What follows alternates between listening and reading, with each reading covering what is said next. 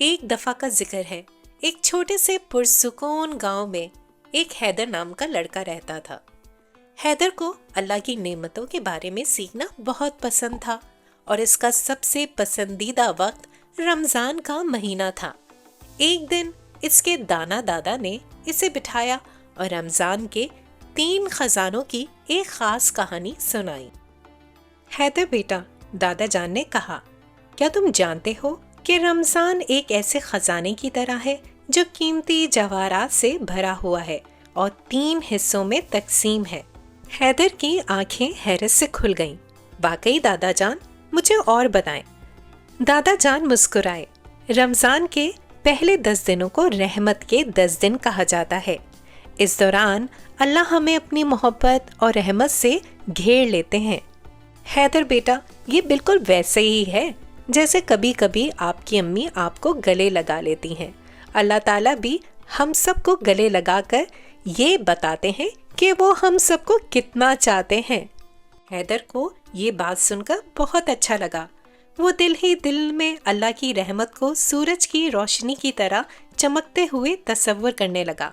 دادا جان نے اپنی بات جاری رکھی۔ اگلے 10 دنوں کو مغفرت کے 10 دن کہا جاتا ہے۔ اللہ ان لوگوں کو معاف کر دیتے ہیں جو دل سے معافی مانگتے ہیں۔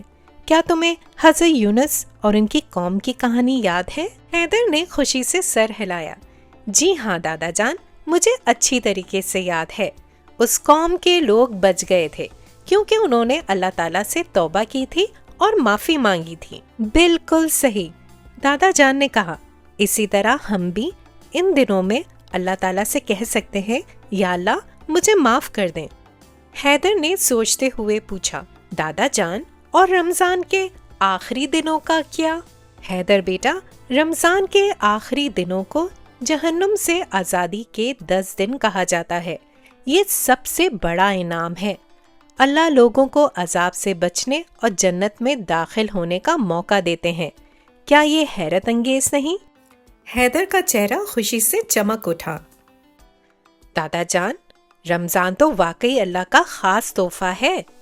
دادا جان نے سر ہلاتے ہوئے کہا، ہاں میرے بچے، لیکن یاد رکھو، رمضان صرف بھوکا اور پیاسا رہنے کا نام نہیں ہے۔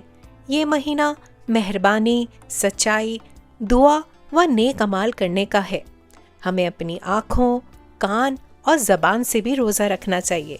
نہ بری چیزیں دیکھیں، نہ بری باتیں سنیں اور نہ کسی سے بدتمیزی کریں۔